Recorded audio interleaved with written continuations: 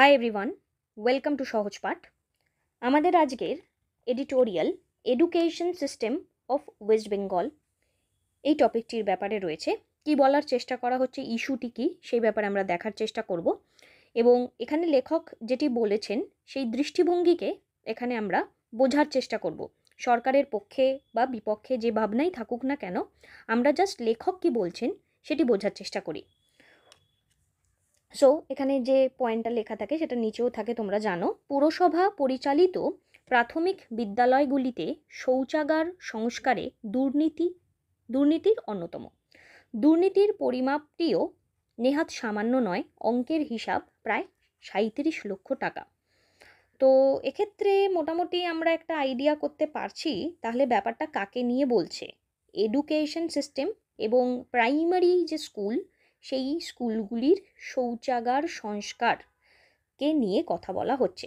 তো দেখা যাক কি বলার চেষ্টা করা হচ্ছে এবং লেখক কি বলতে চাইছেন, পুরো মাপকাঠিটাই আমরা বোঝার চেষ্টা করি। এই রাজ্যের সঙ্গে সরকারি নানা বিভাগের দুর্নীতির যোগসূত্রটি বর্তমানে এতই ঘনিষ্ঠ, নতুন বছরও যে এই বিষয়টি দিয়েই শুরু হবে তা একরকম জানাই ছিল। বিশেষত শিক্ষা বিভাগে দুর্নীতির তল কুলের খোঁজ কখনো অবধি মেলেনি। উপরস্থ স্পষ্ট শুধুমাত্র নিয়োগ সংক্রান্ত বিষয়ই নয়, নানা প্রাতিষ্ঠানিক এবং পরিচালন সংক্রান্ত সংগঠিত দুর্নীতিও শিক্ষাক্ষেত্রে বহুদূর বিস্তৃত। পুরসভা পরিচালিত প্রাথমিক বিদ্যালয়গুলিতে শৌচাগার সংস্কারে দুর্নীতি এর অন্যতম। দুর্নীতির পরিমাপটিও নেহাত সামান্য নয়, অঙ্কের হিসাব ৩৭ লক্ষ টাকা। খোদ পুরসভার শিক্ষা বিভাগই জানিয়েছে 2017-20 সালের মধ্যে কলকাতায় 50টি পুরো প্রাথমিক বিদ্যালয়ে 63টি শৌচাগার সংস্কারের কাজে প্রতিটির জন্য খরচ দেখানো হয়েছিল 60,000 টাকা করে। সেই টাকার বেশিরভাগই নির্দিষ্ট কাজে লাগেনি। অনিয়মের অভিযোগ আরও, যেখানে শৌচাগার সংস্কারের আগেই সংশ্লিষ্ট বিদ্যালয়গুলিতে সর্বশিক্ষা মিশনের নোটিশ টাঙানোর কথা, সেখানে নোটিশ ছাড়াই কাজ শুরু হয়েছে।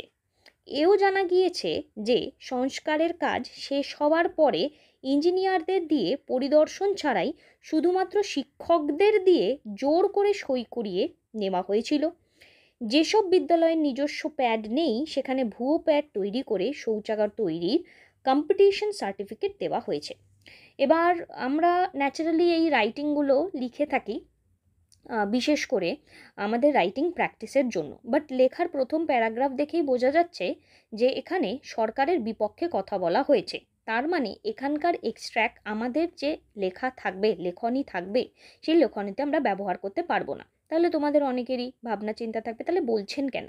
তাহলে বলছি এই কারণে যে আমাদের সঠিক এবং যেটি সঠিক নয়, বেঠিক, সেই দিকের ভাবনা চিন্তা থাকা উচিত। কারণ যখন আমাকে বিভিন্ন ইন্টারভিউ হোক কিংবা আমার যে কোনো একটি বিষয়ের উপর আমার ধারণা সম্পর্কে জানতে চাওয়া হবে, তখন আমি যেন বই পুঁথিগত বিদ্যার দ্বারা শিক্ষিত হয়ে শুধু সরকার খুব ভালো কাজ করছে, এই স্কিম লঞ্চ করা হয়েছে, এখান থেকে আমাদের এই উন্নতি হয়েছে, এই টাইপের বক্তব্য না রেখে আমি যদি এইভাবেও কথা বলতে পারি যে বিভিন্ন প্রতিষ্ঠানে হয়তো বেশ কিছু ঘাটতি রয়ে গিয়েছে, যার মধ্যে শিক্ষা প্রতিষ্ঠানের এই বেশ কিছু শৌচাগার সংস্কারের কাজ নিয়মিত, তো সেই দিকে আমাদের সরকার আরও একটু নজর দিলে হয়তো আমাদের ভবিষ্যতে অনেক বেশি উন্নতি হবে। এই যে টাইপের ভিউটা দেওয়ার জন্য তোমাকে কিছু নেগেটিভিটি জেনে রাখা দরকার। তো আমাদের আজকের আলোচনাটা সেই নেগেটিভিটি জানার রেসপেক্টে, আর কিছু রেসপেক্টে নয়। কিন্তু সরকার ঠিক করছে ভুল করছে সেই অর্থে আমরা কিন্তু এই আলোচনাটি করছি না। তাহলে এই যে প্রথম প্যারাগ্রাফ থেকে আমরা একটা জিনিস বুঝতে পারলাম যে প্রাইমারি যে স্কুলগুলি রয়েছে সেইখানে শৌচাগার সংস্কারের যে কাজ এবং সেখানে সেই দুর্নীতির যে অঙ্কটা সেটা নেহাত কম নয়, ৩৭ লক্ষ টাকা, এবং সেখানে বিভিন্ন উপায়ে দুর্নীতিকে এখানে সংরক্ষণ করা হচ্ছে, যা এখানে লেখক বলার চেষ্টা করেছেন। কি বলা হচ্ছে আর বাকি জায়গা একটু পড়ার চেষ্টা করি। পুরো বিষয়টি অস্বচ্ছতা এবং অনিয়মের আধারস্বরূপ, মানে পুরো সিস্টেমটাকেই আমরা এখানে আনস্ট্রাকচার্ডভাবে রেখে দিয়েছি এবং পুরো সিস্টেমের মধ্যেই কোথাও আমার গলদ রয়েছে। যে কোনো শিশু নিজ বাড়ির গণ্ডির বাইরে বিদ্যালয়েই সর্বাধিক সময় অতিবাহিত করে, সুতরাং সেই দ্বিতীয় গৃহের সার্বিক পরিচ্ছন্নতা বজায় রাখা, পরিকাঠামোর সংস্কার ঠিকভাবে হচ্ছে কি না তা দেখার দায়িত্ব সংশ্লিষ্ট কর্তৃপক্ষের এবং কর্তৃপক্ষের উপর নজরের দায় সরকারের। অথচ এই রাজ্যে বিশেষত সরকারি এবং সরকার পোষিত স্কুলগুলির ক্ষেত্রে সেই কাজটি সর্বাধিক অবহেলিত। বহু ক্ষেত্রে স্কুল বাড়িটি ভগ্নাবস্থায় কোনো ক্রমে টিকে থাকে, উপযুক্ত শৌচালয় তো দূরস্থান, ঝড় বৃষ্টিতে শৌচালয়ের ছাদ ভেঙে পড়লে সেগুলি মেরামতের কাজটিও সম্পন্ন হয় না। শিক্ষার্থীদের কাছে বিদ্যালয় মিড ডে মিলের একবেলার ভরপেট গরম খাবারের গুরুত্ব যতটা, পরিচ্ছন্ন শৌচালয়ের গুরুত্ব তার চেয়ে কিছুমাত্র কম নয়। অথচ গোড়া থেকেই এই দ্বিতীয় ক্ষেত্রটি তাদের আপোষ করে চলার মন্ত্র নীরবে শিখিয়ে দেওয়া হচ্ছে। বেশ, লাইনগুলো কিন্তু খুব সুন্দর, এগুলো আমরা খুব ভালোভাবে নিজেদের লেখাতে ইমপ্লিমেন্ট করতে পারি। যেমন এই অস্বচ্ছতা, অনিয়মের আধারস্বরূপ, এই টাইপের ওয়ার্ডগুলো তোমরা ব্যবহার করতে পারো।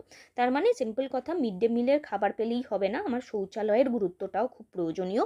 এবার আমি তোমাদের আগেও বলেছি যে সাপোজ যে আমি কোনো একটা কিছুকে ডিমান্ড করছি, খুব ভালো কথা, আমি ডিমান্ড করছি, বাট আমি সেই ডিমান্ড করছি, সেই ডিমান্ডটাকে আমাকে বুঝতে হবে যে এটা আমি ডিমান্ড করতে পারি। এটা কিন্তু আরেকটা প্রয়োজনীয় একটা ইঙ্গিত যে আমি কি আদৌ ডিমান্ড করতে পারি। তো ডিমান্ড যদি করতে পারি তাহলে ভালো কথা, বাট ডিমান্ড যদি করতে না পারি তাহলে আমার মাইন্ডে কি আসবে যে হয়তো এই জিনিসটা আমার পাওয়ার উপযুক্তই আমি নই।